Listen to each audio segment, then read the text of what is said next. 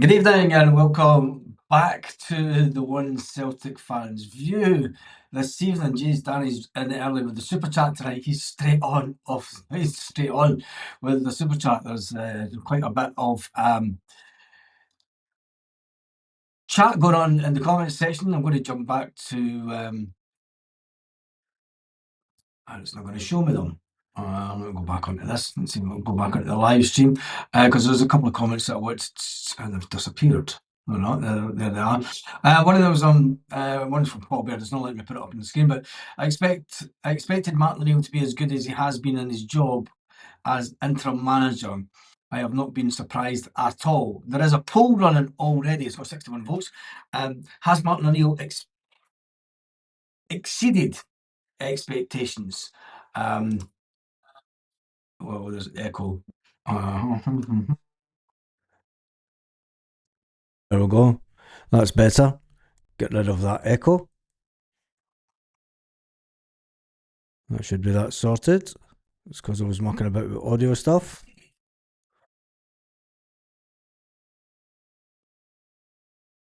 Just testing that. Anyway, good evening. All right, everyone. Is the echo coming through? It's not coming through now, so it's all good. So, Martin O'Neill, he has confirmed that he will only be here for the one last game on Wednesday evening. He had a telephone interview with Talk Sport. I've just been listening to that. That's why I was a couple of seconds late. Martin O'Neill talking to Talk Sport, saying that talking to Jim White, and Jim White pulled him up about a name that he called him many years ago when Jim White was just a reporter back in the day. And there's some cracking pictures of Jim White when he was a reporter at Celtic Park on the day that Celtic stopped the 10 in a row and won the league. Jim White sitting with his face absolutely tripping him just behind the dugout at Celtic Park, where he was ready to be a reporter on the pitch. But Martin O'Neill says it's probably gone a lot better than I thought, because let's face it, Celtic were in a bit of a mess. With 7 games that he's been as manager at Celtic, he's had 6 wins and he's only had 1 loss in Europe. He's played 2 games in Europe and he's played 4 games in the league. And you know what's really interesting is when you look at the games, you know, even from the Michelin game, and if you look, let me just share this screen. There we go. When you look at the run of games that we had from Michelin, and you see the score lines, we obviously got beat by Michelin 3-1. We came back and then we won 4-0. We had that awful game at St Mirren where we just didn't look as if we were playing ourselves the first half. The first half, we were terrible that half. And Martin O'Neill went in and had a word with the players. We played better in the second half, but let's face it, it took till the last kick of the ball, if you like, for Captain Marvel to score an absolute screamer. And then we got away to Feyenoord, and a lot of fans, including myself, I was nervous about the game. I didn't think that it was a game. We've been terrible in Europe. You know, we had a right to feel nervous about that game due to the way that Celtic have played in Europe before. And when you look at the fact that we won 3-1 away from home, it was a absolutely fantastic result for Martin O'Neill and Celtic, and it brought back a bit of belief. And then we go to Hibs at the weekend, and Hibs is always a difficult game.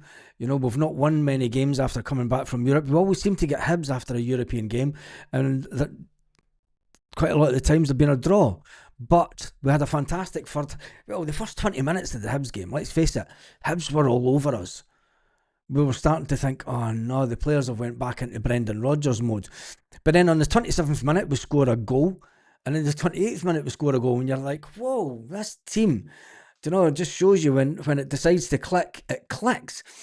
When you look at the league table, since that loss that Brendan Rodgers had in the league, Martin O'Neill was come in and won 4 games on the trot.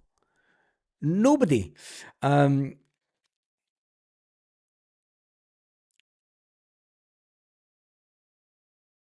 just on Paul. Cheers for that, Paul.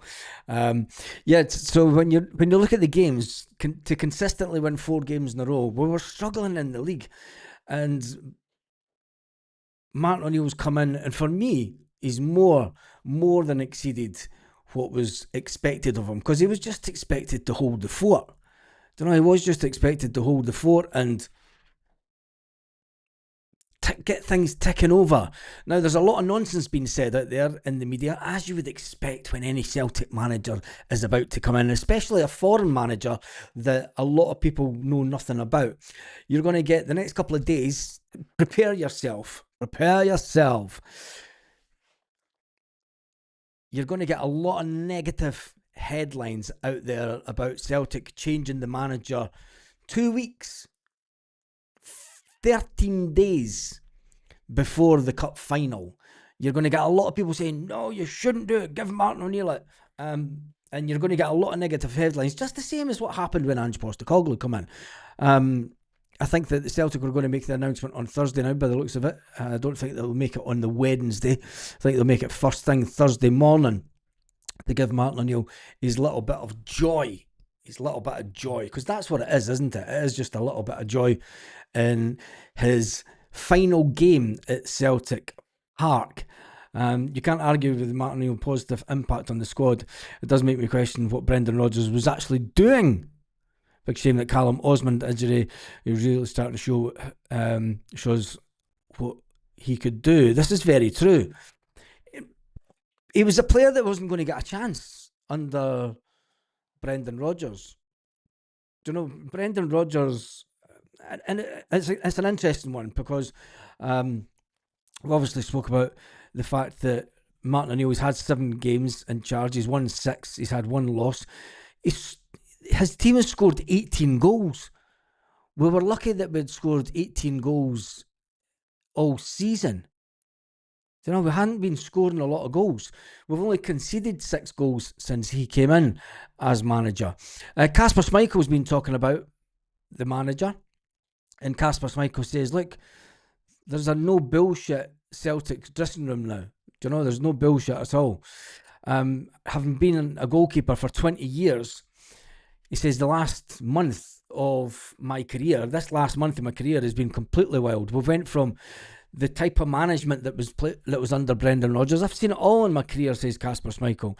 And he reckons that the old school style, the old school management style of Martin O'Neill was exactly what Celtic needed. You can have managers that come in and they have their modern techniques, and they go by stats, and the formations, and holding the ball, and it's all about possession. And fucking Martin O'Neill comes in and goes, just fucking do one thing, just go forward and score goals. That's what you're paid to do as a footballer. You've got one objective as a footballer, one objective going, and it's to go forward and really just concentrate on scoring goals. That's all you've got to do. That's all I want you to do. I don't want you to keep the ball and pass it about and try and break teams down and, walk the ball into the net. And that's what we were doing. We were trying to walk, and we were sick of it. There was lots of us sick of it. We were getting, this season, the first quarter of the season was a massive disappointment in the style of football that we played, and especially when we knew that there was players that could play a really different kind of football. And Kasper Schmeichel saying, look, Martin O'Neill is exactly, his status as a club legend was in doubt. A lot of people said there was questions whether a 73-year-old who hadn't been in the dugout for 6 years, who was sacked by his last team, he was sacked because he wasn't good enough. Yet people are saying that, keep Martin O'Neill because we don't know. What if Martin O'Neill had come in and these players continued to play the Brendan ball that they'd played before. They'd continued to be absolutely woeful, like they were under Brendan Rodgers. And we had lost 2 or 3 games. And people would say, we knew you shouldn't Brendan Rodgers, and we knew you shouldn't Martin O'Neill should never have come back. And you would start, the anticipation of getting it right for the next manager would have been even more. I think that bringing in Wilfred Nancy to Celtic is a big, big risk. But any manager was a big risk. Martin O'Neill was a big risk back in the day. Brendan Rodgers was a big risk. He got sacked by Liverpool. Ange Postecoglou was a big risk. Ronnie Deila was a big risk, but he still won titles. You've still got to beat the teams in front of you. And I think that we should enjoy Wednesday evening and just celebrate the fact that Martin O'Neill is getting to have his bow out at Celtic Park. Jim White on TalkSport asked him the question, will you get emotional? Will you get emotional at the final whistle on Wednesday evening? And he turned around on the phone and he said, "What do you mean? Cry?" Martin O'Neill said, "Not a chance. Not a chance. Not a chance." Rodgers reinvigorated the tiring squad first time round, and he also knackered the squad the second time round. That's the truth. You can't take away from what Brendan Rodgers did the first time. It was fantastic. It was brilliant. But he was stuck in his ways. Wasn't prepared to change. And elite managers change. Elite managers know when it's not going well. But Brendan Rodgers wanted to stick to it. And Brendan, listen, if you want to talk elite managers, this guy up here is the biggest elite manager that we've had at the club in the last 20 years. For motivation, for bringing on youth players. There's just so many things that we should be thankful of him coming in. It's a belief in the manager, how he works the media, makes it better. Easy criticism, help the team. Danny Cassie, it's coming in with another super chat. Thank you for that, Danny. It's always going to change when you left. I don't think so. We're worried about Nancy doing the same. Doing the same as what? As Brendan Rodgers? He's going to play a completely different style of football. Anyway, Kasper Schmeichel talking about the manager and talking about the 73-year-old. Martin O'Neill is obviously preparing the team for the game on Wednesday to make way for Wilfred Nancy. I think that Schmeichel is one man that, he says he's loved the old school approach to football. When you think you get a good blend and a good balance and you've got something good, it feels like a good balance. It suits the kind of personality that we have at the club. It's been enjoyable. And I think that all the staff that have come in have done a terrific job, says the Great Dane. It's definitely been very difficult circumstances that Martin O'Neill came in, but Martin, it shows that you can learn a lot with experience. He's been in this situation so many times that he's calm, composed, and he's a nice kind of guy. There's no bullshit. He says it the way it is, and that's refreshing in modern football. He says, because a lot of managers will just put their arm around him and say, "Oh, it's all right, son. It's okay. You'll be fine." He then went on to say, Kasper Schmeichel, from my point of view, I always say to the lads, you should be absorbing absolutely everything that Martin O'Neill is saying. You should be learning from what Martin O'Neill. Personally, he feels that he's still learning, even though that he's in the twilight final years of his footballing career.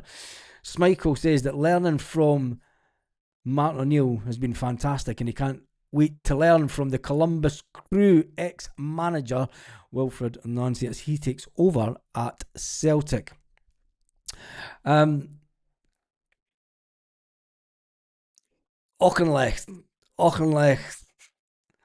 Talbot. We'll talk about them because their manager Tommy Sloan says that he says it's an absolutely amazing that we got Celtic. When I seen Aidan McGeady draw out us, and then Celtic, they had a away away win to Dumbarton. They had a 4-0 victory away to Dumbarton. Oh, so should Celtic be scary? I seen the guys doing the draw, and one of them laughed when it came out. I knew it was something special. It's amazing to get a club like Celtic. The committee have been here for a long time. It's great for those guys, and they sold out their horse tickets within minutes of the announcement, which is good for them. Right, Callum McGregor. Callum McGregor has been talking about one player that gets an unbelievable amount of stick. Not only from Celtic fans, but he gets stick from a lot of other fans around the country due to how much Celtic paid for him. When just reading Michelle's comment. Martin O'Neill, there's 180 votes in the poll, and it says, has Martin O'Neill exceeded expectations? It's fucking right up there with Mr. Kipling, isn't it? It's right up there with Mr. Kipling. 89% have said yes, 11% have said no. That's interesting that 11% said no, that Martin O'Neill hasn't exceeded expectations. Because that's interesting, because with the squad of players that we had, the negativity that was on this chat and everything about the players, with the run up to Brendan Rodgers leaving Celtic, was unbelievable. I mean, we were talking about rebuilds, we were talking about getting rid of so many players, we were talking about taking losses on players, and one player that come in for a lot of stick during that time was Arne Engels. And Arne Engels has been labelled tremendous by Callum McGregor, and he has told critics, forget the price tag. He says that the Belgium international, who arrived 18 months ago for a fee of £11 million, whilst he sort of stuttered, to say the least, with his Celtic career, his form has dipped a bit at the beginning of this season, but I think everyone's has. I think every player on the park, I think that the only player that hasn't had a dip of form this year would be Liam Scales. For me, I think that Liam Scales is the only player that hasn't had a big dip in form. So for people complaining about the likes of Arne Engels and his price tag, the fact that Callum McGregor's come out and said, look, this guy has an unbelievable talent. He's only 22 years old. He's recently returned to the starting 11. He's scored goals. He scored goals at Hibs at the weekend. He scored it with his head. And there's been a lot of chat, should it have been a sending off? When you see the picture of, I'm sure there's been a sending off for a similar situation this season, because the boot is high. The boot's chest height. Arne goes and heads it, and he gets a kick in the nose to deal with it.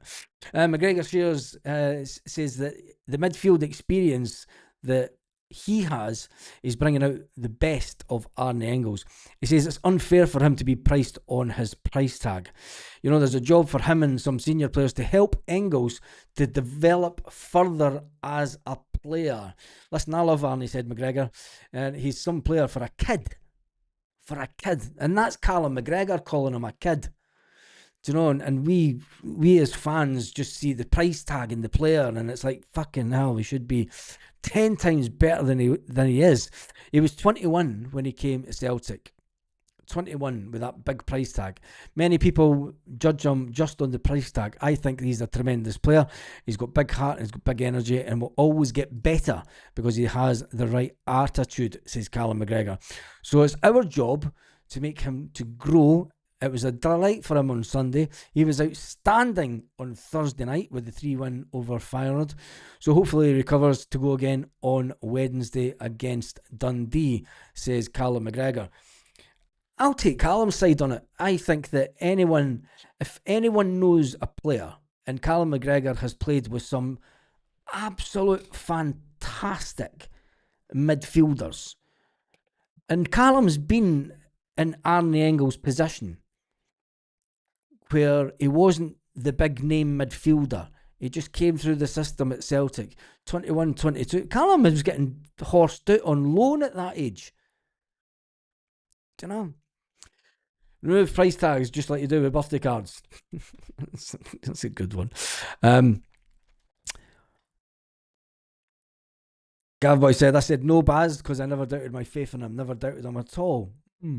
Yang got a high boot contact. Yeah, it was, wasn't it? High boot, no contact, red card, match ban. Yeah, it was Yang. I remember right. Scales is the player of the season. I think that we can agree on that one, Paul. I think that that's one that we'll agree on. I can't see anybody overtaking him unless we buy in a striker in January that comes in and scores 20 goals. Do you know, if we bring in a striker that comes in and is just phenomenal, hits the ground running, and just scores every time a ball comes into the box, he scores a goal. And I think that you're going to be like, he'll give Scales a run for his money. But I do think that Scales, at this point, if the league was to finish at the end of December, Scales for me is player of the year for Celtic all day long. I think Ingles will get better with more experience. As you said, he's young and he's still learning his game. Yep. And like I say, I'll listen to Callum McGregor. Because getting back to that story, Callum McGregor is a player that played with a lot better players around him. A lot better than Callum McGregor. And Callum will be the first to stand up and say, look, when I was young, I had players that were better than me, better than I am today. And I had to learn from those players.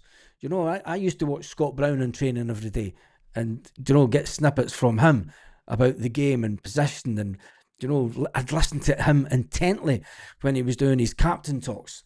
Not thinking about one day I'll be captain, but it's always in the back of your mind when you're that type of player that's came through the system at Celtic. You know the way that Celtic go. You know that you look at your contract situation and you go, do you know what? If I just keep sticking in, maybe I will get the captaincy armband.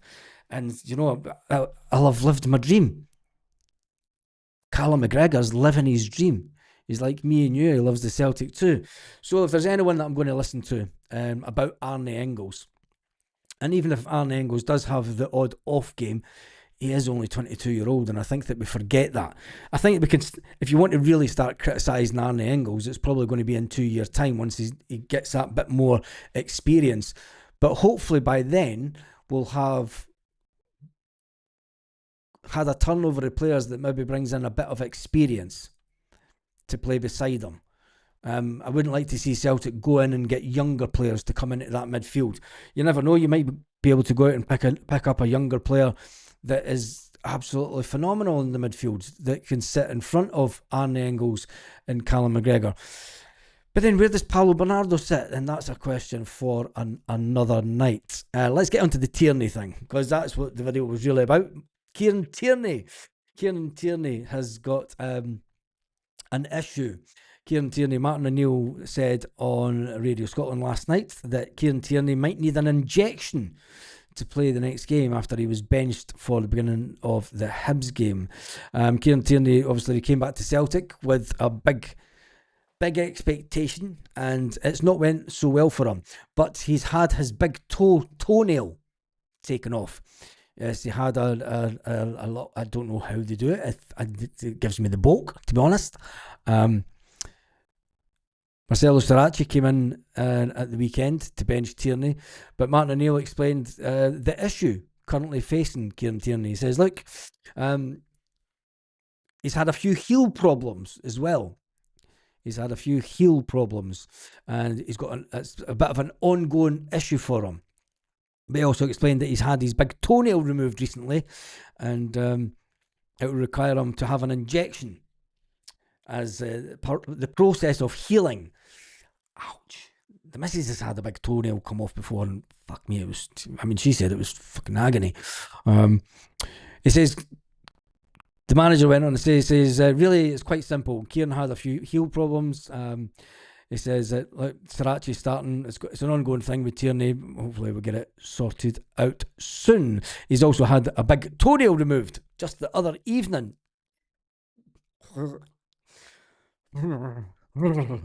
Gives me the heebie-jeebies. And then you touch the top of it and you're like, oh, fucking get the fuck off my fucking top. And it's like hitting the toe off the corner of the couch and you're screaming. You're like, Jesus Christ. But anyway, he says part of the healing process, he might need an injection in his big toe to just numb the pain. I think we all needed an injection a couple of months back just to numb the pain of the football that we were playing. And as we turn into the game this weekend, this week, ingrown toenails are agony, especially if they're infected. Anton, give him your left foot. I can remember having it. God, the chat's now turned to ingrown toenails. Ugh. I'm balking at reading the comments. I'm balking. Do you know I've got to read the report on it, and I'm like, my goodness, that's toenail removed is sore, but it'll be okay in the end. A local bloke will give him a game that he needs. Yeah. Anyway, good luck to Kieran Tierney. I broke 3 toes after stubbing my toes in the dining room table. How do you break 3 toes? It is sore, isn't it? I mean, we've all done it. You hit your feet off the corner of the sofa or something, the table, and you're like, oh, fucking motherfucking of Christ. Get a big yang off the players' couch. Anyway, right, we move on with that. So, Martin O'Neill. Has he exceeded expectations? Exceeded the expectations? I think he has. Why do we really need toenails? Right, let's get back to football. And the nice little poll that we have going. Has Martin O'Neill exceeded your expectations? There's 221 votes, not a bad number of votes, in half an hour. 222 votes. 90% of people said yes, Martin O'Neill has exceeded expectations. So VAR loves toenails. VAR loves heels as well. Remember, we got an offside. Was it not Cameron Carter-Vickers' heel that was offside? And he was actually facing away from goal, but it was his heel. And you're like, really?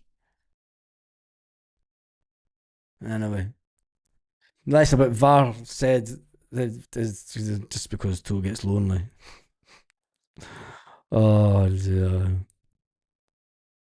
dislocated my big toe. Right, do you want to change the chat? Honestly, I know that it's a subject that really needs proof. Anyway, we've talked about a certain player that's absolutely fantastic, according to the Celtic captain, Kieran Tierney. He's played 20 games since he come back to Celtic. He started 15. He's completed 90 minutes 5 times, and he's played 1,369 minutes. Unbelievable. So the fixtures, and should we show you that one? Season stats.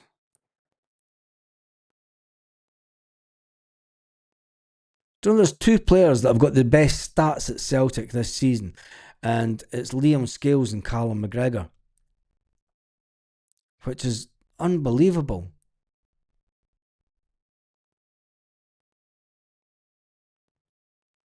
Let's share the screen with that. Go back to there.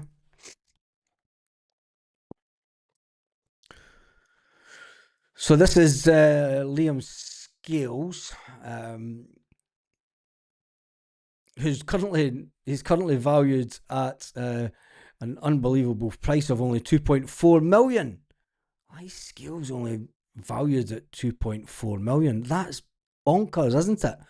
The centre back is under contract until May 2028. 27-year-old. He's hitting the heights of his career, and not only is he hitting the heights of his career, but when it comes to ratings, he's got an overall rating of 7.59 this season so far. when you look at the ratings that he's had, the player ratings that he's had at games, game level, he's up there right all the time. The Kilmarnock, he had an 8.5, Michelin 6.2, but everyone had a bad game that day. We got beat by Hearts 6.7, everyone had a bad game. But you look at the games that we win, I mean, even the ones for Ireland, I'm on 8.2 against Portugal, 7.7 against Hungary. And remember, at the Portugal game, he played at the back of a back five. He played to the left of a back five. The game against Hungary, they actually moved on forwards to the midfield. He played on the left-hand side of the midfield. So he's shown that that's a crazy... Surely, what would you... Tell us in the comments, what would you rate Liam Scales at? Just tell me in the comments, because this is saying that Liam Scales is rated at 2.4 million. Would Celtic sell Liam Scales for 2.4 million? I think that's just a crazy low amount of money. Let's go on to Callum McGregor.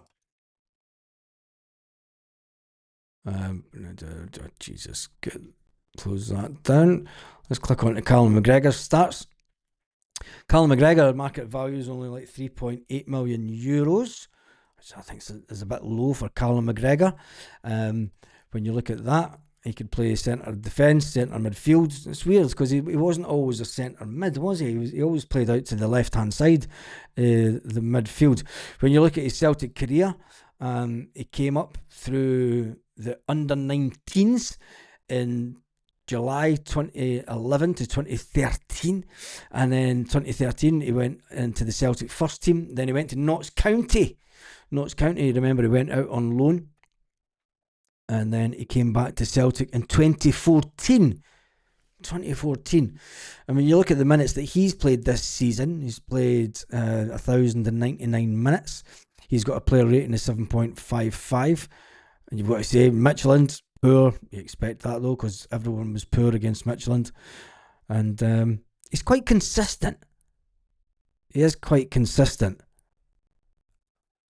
And this is the interesting one. He's obviously scored 2 goals, and it shows you where he scored the goals from. That's the best one, isn't it? One for way outside the box. I mean, I think, how many goals did he score last season? He must have scored about 6 or 7 or 8, was it? I can't remember. 2 goals this season for Callum. Interesting stats. But anyway, that's enough of the stats for that. And there is a bit of news concerning stats. How many people's online? We'll make the announcement tonight. For the Roma game, there will be a change to the format. There will be a bit. This is a bit of breaking news just for the channel, really. At this, but there will be a change to the format for the lives. Down this side of the screen, we're going to have live interactive stats. So we're going to have live interactive stats of possession of play. We're going to have live interactive stats of players. Players that get carded, yellow carded, and all that kind of stuff. We're going to have possession and all that kind of stuff all come changing on the screen, and automatic goal scoring will also come up, so that I don't need to click on a thing that says we've scored a goal. So that is the bit of news for the channel going forward. So hopefully it will make it a bit more interesting for people watching the game rather than just sitting watching me. 6 goals last year for Calmac, says Michelle. That's interesting. We're at 251 votes. Can we get that up to 300 votes? Many people's been on live tonight. Come on, there's been 970 people on live tonight. That's a little bit low for a Monday, but there's no Celtic news going around, so we'll just finish the poll off there. 252 votes. Baz Scales has come on leaps and bounds. He has that, Jim. Maeda is the highest value at the moment at 15 million. We'll be lucky to get 15. I think 15 million at a push for Daizen Maeda with a year and a half left on his contract would be a good bit of money. I missed the Daft Hearts fans on here. Yeah, where are they now, eh?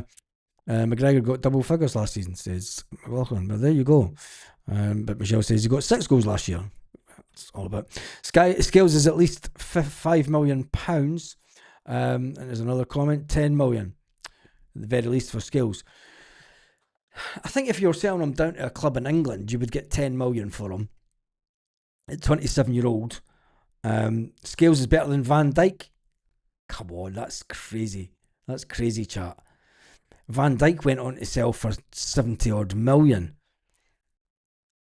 Don't know, he's maybe better than Van Dijk now, but I'm not too sure of that. Not too sure of that at all. Wee Mitch is in the house. Thank you for the super chat, Wee Mitch. You should really type something in the comments because it's an easy way for me to pick out the comments as well when you put up your super chat. Just saying. Let me jump through these. But thank you for that, mate. Always good. And sounds like the Hail sales are here. Hail, the sales are here. Don't get me started about that because Celtic have obviously had sales going on with merchandise and stuff. It's just, there's no point talking about it because there is a protest. Will we talk about the protests? I can't even remember where it is. Celtic half came out, even though there's a big campaign for Not Another Penny. And you've got people saying that the Not Another Penny campaign is having a massive effect. But then you've got people that go to games and go, what are you talking about? The fucking superstore was ram-packed. People are queuing up to buy pies and stuff. So I'm not too sure who to really believe when it comes to the Not Another Penny campaign. But people are saying that it's having a big effect. Celtic have announced that Wednesday night's match against Dundee at Celtic Park will be available on Celtic pay-per-view TV, priced at $12.99 with a 7:45 kickoff. And I'm just going to leave that there at that. And then obviously the Celtic Collective have put out another piece regards their ongoing campaign. So let me just double check this. Yes, I did. I watched the interview. Yeah, I spoke about it. The Martin O'Neill interview. Right, that's me done and dusted for this evening. Celtic have cut the price of the way in third ticket. Oh, well. Have they? Just in time for me coming home. Oh, man. I'm not caring if I get slated for buying merchandise when I'm home. I'm not home often. I can get it when people that stay in Scotland and have easy access to Celtic merchandise, but I know that I'm certainly going to be buying something when I get home. I don't think that Another Penny is working, unfortunately, says Paul Beard. I don't think. I witnessed loads of people at the pie stalls last time I was there. Yeah. Both. Not another bored crony. Not another bored crony. Who's another bored crony? I'm not for the board. I hate the board. But like I say, when you don't stay in the country and you've got an opportunity to buy some merchandise, I'm fucking taking it. I'm staying boiled fuck all for them. Yeah, I get it. I do get it. But I'm only home once or twice a year. So I make no apologies. And if people don't like me for buying something when I'm in the country, so be it. Anyway, no pies. I'd fucking buy Martin O'Neill's tracksuit tomorrow. I'm going to turn up. Yes, folks, to remember, I'm on the Off the Underside podcast tomorrow, so that make sure that you check onto that. Wait till I just highlight that. I'll get that up on the screen. Thanks for coming on and reminding me. I'd come off my mind. Couldn't believe that the jacket was €250. Yeah, exactly.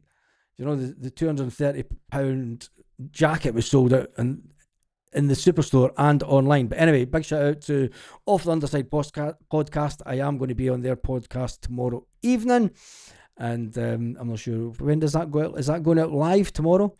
Or is it recorded and then going out? maybe you can tell us in the comments. But if you all jump onto his channel and subscribe to that, I'll see you on that. Anyway, I was giving those pie stalls fake money for years. Oh, Jesus.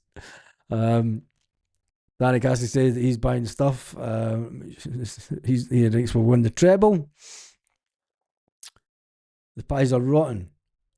It's going to be a live podcast, and it is at 7 o'clock tomorrow night. So make sure you jump onto Off the Underside podcast. I've no idea what we'll be talking about. Maybe a new manager. Anyway, on that note, told my nephews to buy me a Celtic merchandise. Told my nephew not to buy me Celtic merchandise. Says Paul Beard. Well, each to their own. But anyway, 7 p.m. tomorrow. Have a fantastic day, Celtic fans, wherever you are, all around the world. I hope it's not longer than an hour, because I go live at 8.